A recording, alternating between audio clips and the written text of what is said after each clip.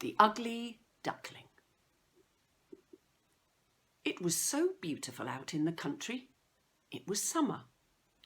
The wheat fields were golden, the oats were green, and down among the green meadows the hay was stacked. Round about the field and meadow lands rose vast forests, in which deep lakes lay hidden. Yes, it was indeed lovely out there in the country. In the midst of the sunshine there stood an old manor house that had a deep moat around it. From the walls of the manor right down to the water's edge great burdock leaves grew, and there were some so tall the little children could stand upright beneath the biggest of them. In this wilderness of leaves, which was as dense as the forest itself, a duck sat on her nest, hatching her ducklings. She was becoming somewhat weary, because sitting is such a dull business and scarcely anyone came to see her. The other ducks would much rather swim in the moat than waddle out and squat under the burdock leaf to gossip with her. But at last the eggshells began to crack, one after another. "Beep, beep," said the little things as they came to life and poked out their heads. "Quack, quack," said the duck. And quick as quick can be, they all waddled out to have a look at the green world under the leaves. Their mother let them look as much as they pleased, because green is good for their eyes. "How wide the world is," said all the young ducks, for they certainly had much more room now than they had when they were in their eggshells.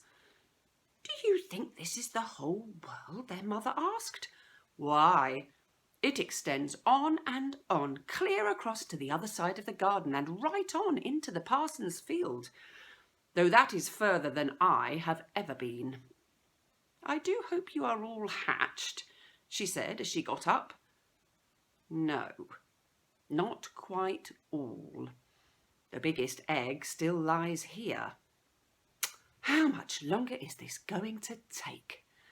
I am really rather tired of it all, she said. But she settled back on her nest. "Well, how goes it?" asked an old duck who came to pay her a call. "It takes a long time with that one egg," said the duck on the nest. "It won't crack. But look at the others. They are the cutest little ducklings I have ever seen. They look exactly like their father. The wretch. He hasn't come to see me at all." "Let's have a look at the egg that won't crack," the old duck said. "It's a turkey egg, and you can take my word for it. I was fooled like that once myself. What trouble and care I had with those turkey children, for I may as well tell you they are afraid of the water. I simply could not get them into it. I quacked and snapped at them, but it wasn't a bit of use. Let me see the egg. Certainly, it's a turkey egg. Let it lie and go and teach your other children to swim." "Oh, they'll sit a little longer. I've been at it so long already that I may as well sit here half the summer." "Suit yourself," said the old duck, and away she waddled. At last the big egg did crack. "Peep," said the young one, and out he tumbled. But he was so big and ugly. The duck took a look at him. "That's a frightfully big duckling," she said. "He doesn't look the least like the others. Can he really be a turkey baby? Well, I'll soon find out. Into the water he shall go, even if I have to shove him in myself." Next day the weather was perfectly splendid, and the sun shone down on all the green burdock leaves. The mother duck led her whole family down to the moat. Splash! She took to the water. "Quack, quack," said she, and one duckling after another plunged in. The water went over their heads, but they came up in a flash and floated to perfection. Their legs worked automatically, and they were all there in the water. Even the big ugly grey one was swimming along. "Why, that's no turkey," she said. "See how nicely he uses his legs, and how straight he holds himself. He's my very own son after all, and quite good looking if you look at him properly. Quack, quack. Come with me. I'll lead you out into the world and introduce you to its duckyard. But keep close to me so that you won't get stepped on, and watch out for the cat." Thus they sallied into the duckyard, where all was in an uproar because two families were fighting over the head of an eel. But the cat got it, after all. You see, that's the way of the world. The mother duck licked her bill because she wanted the eel's head for herself. "Stir your legs, bustle about, and mind that you bend your necks to that old duck over there. She's the noblest of us all. See that red rag around her leg? That's a wonderful thing, and the highest distinction a duck can get. It shows that they don't want to lose her, and that she's to have special attention from man and beast. Shake yourselves. Don't turn your toes in. A well-bred duckling turns his toe way out, just as his father and mother do, this way.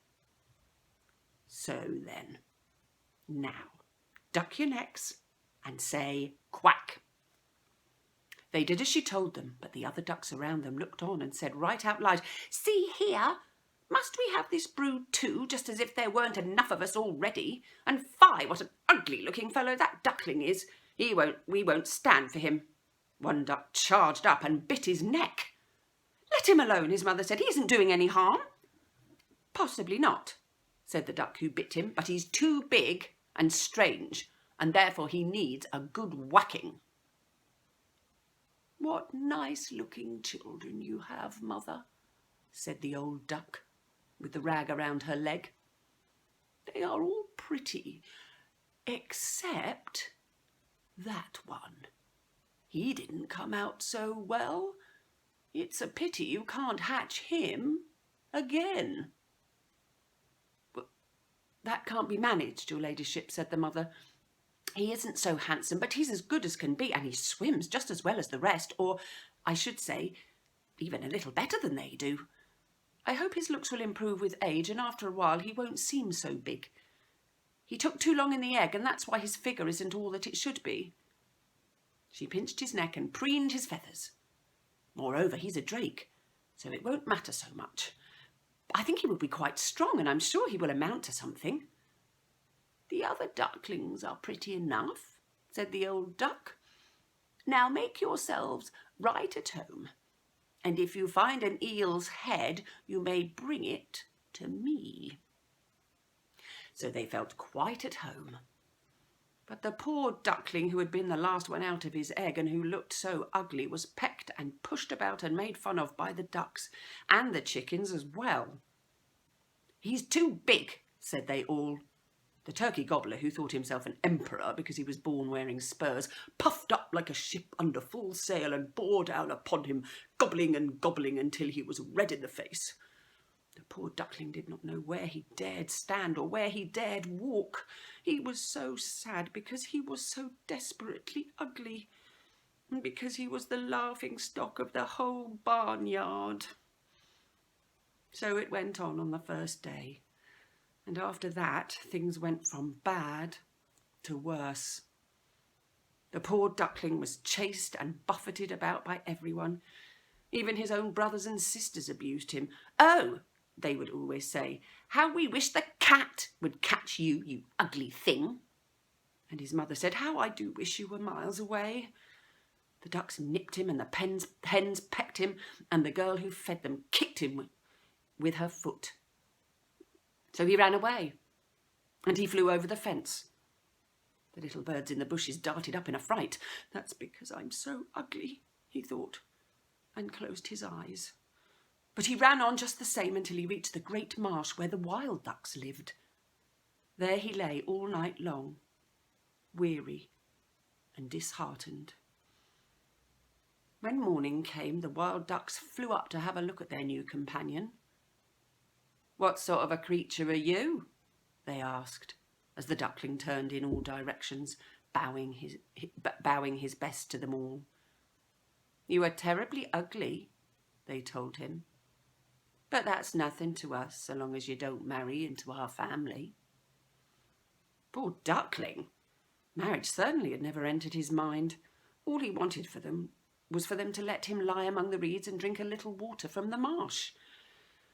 There he stayed for 2 whole days. Then he met 2 wild geese, or rather wild ganders, for they were males. They had not been out of the shell very long themselves, and that's what made them so sure of themselves. "Say there, comrade," they said, "you're so ugly that we have taken a fancy to you. Come with us and be a bird of passage. In another marsh nearby there's some fetching wild geese, all nice young ladies who know how to quack. You're so ugly that you'll completely turn their heads." Bing, bang! Shots rang in the air, and these 2 ganders fell dead among the reeds. The water was red with their blood. Bing, bang! The shots rang, and as whole flocks of wild geese flew up from the reeds, another volley crashed. A great hunt was in progress. The hunters lay under cover all around the marsh, and some even perched on branches of trees that overhung the reeds. Blue smoke rose like clouds from the shade of the trees and drifted far out over the water.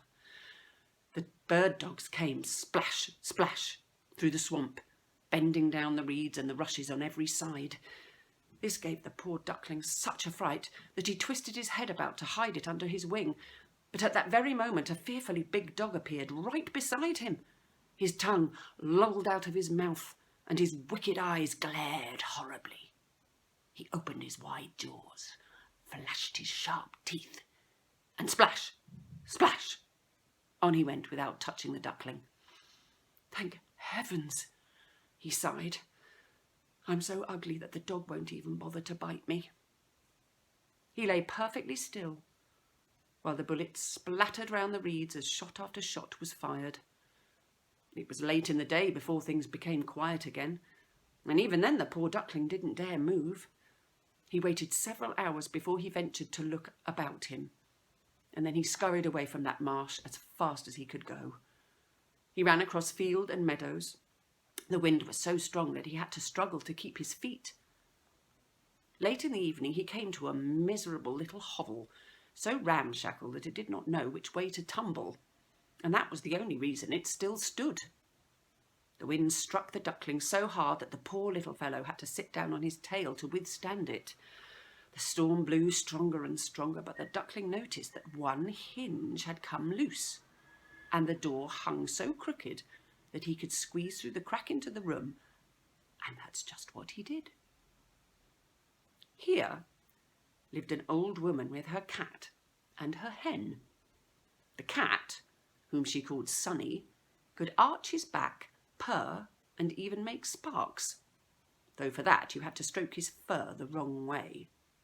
The hen had short little legs, so she called him Chickie Shortleg. She laid good eggs, and the old woman loved her as if she had been her own child. In the morning they were quick to notice the strange duckling. The cat began to purr, and the hen began to cluck. "What on earth?" The old woman looked around, but she was short-sighted, and she mistook the duckling for a fat duck that had lost its way. "That was a good catch," she said. "Now I shall have duck eggs, unless it's a drake. We must try it out." So the duckling was tried out for 3 weeks, but not one egg did he lay. In this house the cat was master and the hen was mistress. They always said "we and the world," for they thought themselves half of the world, and much the better half at that. The duckling thought that there might be more than one way of thinking, but the hen would not hear of it. "Can you lay eggs?" she asked. "No." "Then be so good as to hold your tongue." The cat asked, "Can you arch your back, purr, or make sparks?" "No." "Then keep your opinion to yourself when sensible people are talking." The duckling sat in a corner feeling most despondent. Then he remembered the fresh air and the sunlight. Such a desire to go swimming on the water possessed him that he could not help telling the hen about it. "What on earth has come over you?" the hen cried. "You haven't a thing to do, and that's why you get such silly notions. Lay us an egg, or learn to purr. You'll get over it." "But it's so refreshing to float on the water," said the duckling. "So refreshing to feel it rise over your head as you dive to the bottom." "Yes, it must be a great pleasure," said the hen. I think you must have gone crazy. Ask the cat, who's the wisest fellow I know, whether he likes to swim or dive down in the water. Of myself I say nothing. But ask the old woman, our mistress. There's no one on earth wiser than she is. Do you imagine she wants to go swimming and feel the water rise over her head?" "You don't understand me," said the duckling. "Well, if we don't, who would? Surely you don't think you are cleverer than the cat and the old woman, to say nothing of myself. Don't be so conceited, child. Just thank your Maker for all the kindness we have shown you. Didn't you get into this snug room and fall in with people who can tell you what's what? But you are such a numbskull that it's no pleasure to have you around. Believe me, I tell you this for your own good. I say unpleasant truths, but that's the only way you can know who are your friends. Be sure now that you lay some eggs. See to it that you learn to purr or to make sparks." "I think I'd better go out into the wide world," said the duckling. "Suit yourself," said the hen. So off went the duckling. He swam on the water and dived down into it, but still he was slighted by every living creature because of his ugliness. Autumn came on. The leaves in the forest turned yellow and brown. The wind took them and whirled them about. The heavens looked cold as the low clouds hung heavy with snow and hail. Perched on the fence, the raven screamed, "Caw! Caw!" and trembled with cold. It made one shiver to think of it. Pity the poor little duckling. One evening, just as the sun was setting in splendour, a great flock of large, handsome birds appeared out of the reeds. The duckling had never seen birds so beautiful. They were dazzling white, with long, graceful necks. They were swans. They uttered a very strange cry as they unfurled their magnificent wings to fly from this cold land away to warmer countries and to open waters. They went up so high, so very high, that the ugly little duckling felt a strange uneasiness come over him as he watched them. He went around and round in the water, like a wheel.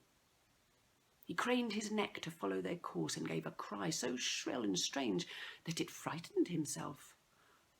Oh, he could not forget them, those splendid happy birds. When he could no longer see them, he dived to the very bottom, and when he came up again, he was quite beside himself. He did not know what birds they were or whither they were bound, yet he loved them more than anything he had ever loved before. It was not that he envied them, for how could he ever dare dream of wanting their marvellous beauty for himself? He would have been grateful if only the ducks would have tolerated him, the poor, ugly creature. The winter grew cold, so bitterly cold that the duckling had to swim to and fro in the water to keep it from freezing over.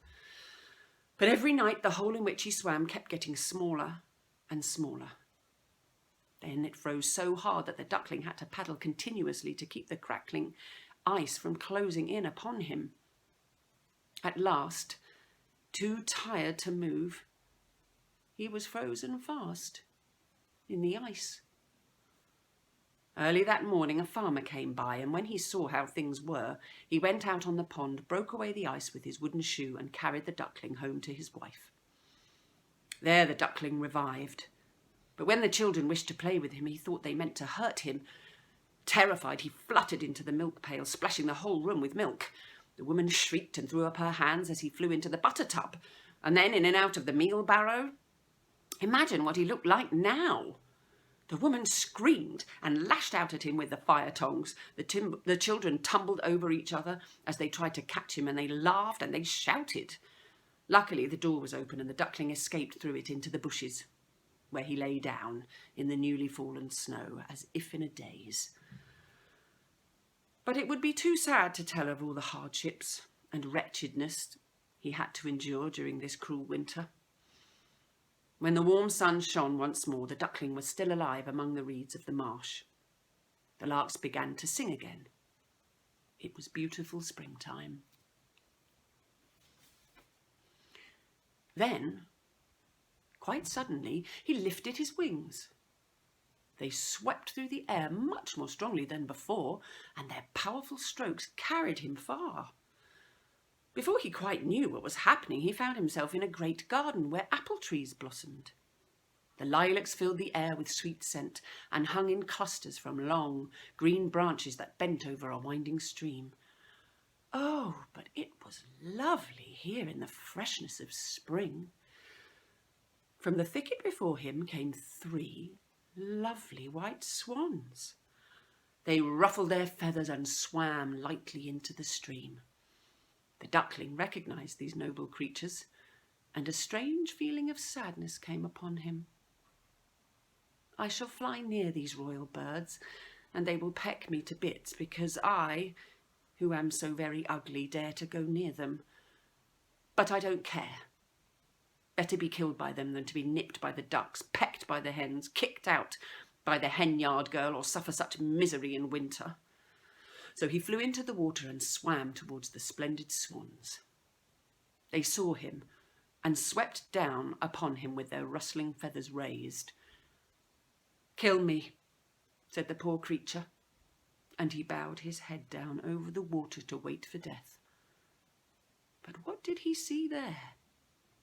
Mirrored in the clear stream, he beheld his own image, and it was no longer the reflection of a clumsy, dirty, grey bird, ugly and offensive.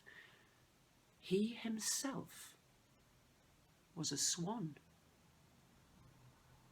Being born in a duckyard does not matter, if only you are hatched from a swan's egg. He felt quite glad that he had come through so much trouble and misfortune, for now he had a fuller understanding of his own good fortune and of beauty when he met with it. The great swans swam all around him and stroked him with their bills. Several little children came into the garden to throw grain and bits of bread upon the water. The smallest child cried, "Here's a new one!"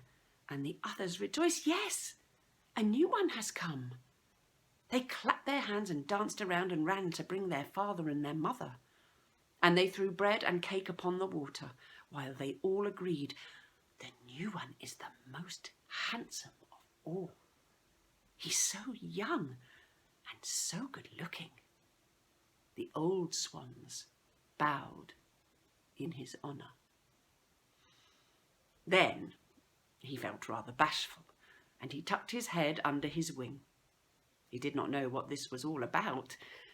He felt so very happy, but he wasn't at all proud, for a good heart never grows proud.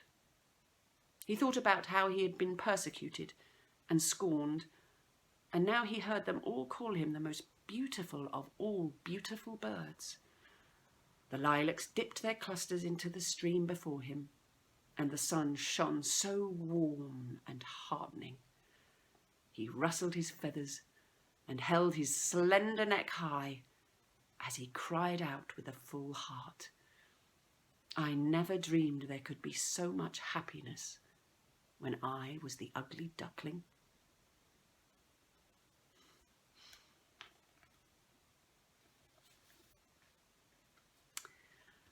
We know that times are tough, and that's why our roundabout Advent stories are free for you to view.